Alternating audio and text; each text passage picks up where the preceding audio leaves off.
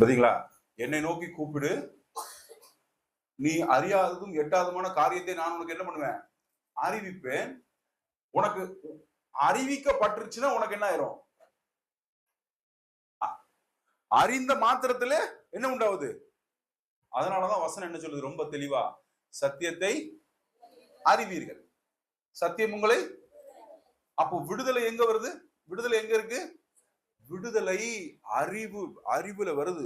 சத்தியத்தை அறிகிற அறிவிலே வருது. அதனாலதான் கர்த்தர் என்ன சொல்றாரு?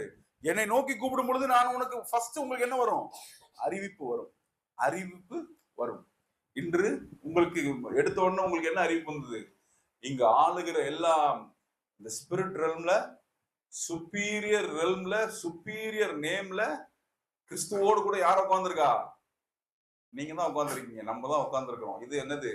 மகா பெரிய அறிவிப்பு உங்களுக்கு.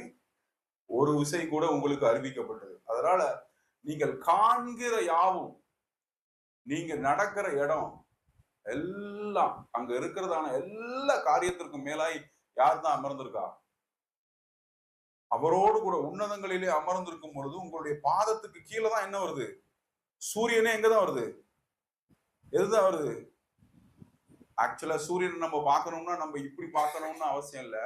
நம்ம உட்கார்ந்து இருக்கிற இடத்துல இருந்து எப்படிதான் பார்க்க முடியும் சூரியனை? ஹலோ, எக்ஸ்கியூஸ் மீ, இப்படிதான் என்ன தெரியுது? சூரியன் தெரியுது. சோ அதனாலதான் பவுல் என்ன சொல்றாரு? உங்க சிந்தனைகள் என்ன பண்ணுங்க?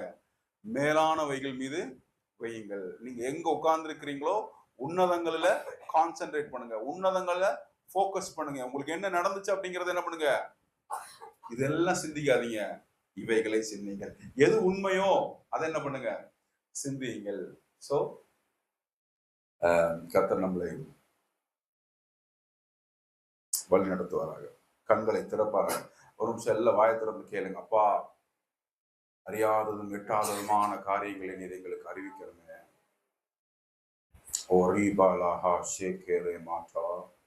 அப்பா, நீர் எங்களுக்கு அறியாததும் எட்டாததுமான காரியங்கள்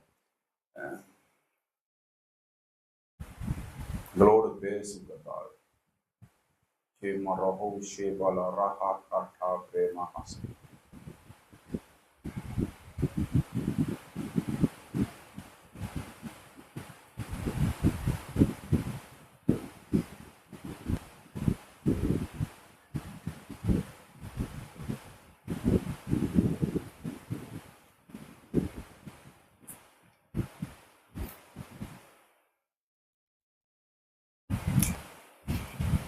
Amen.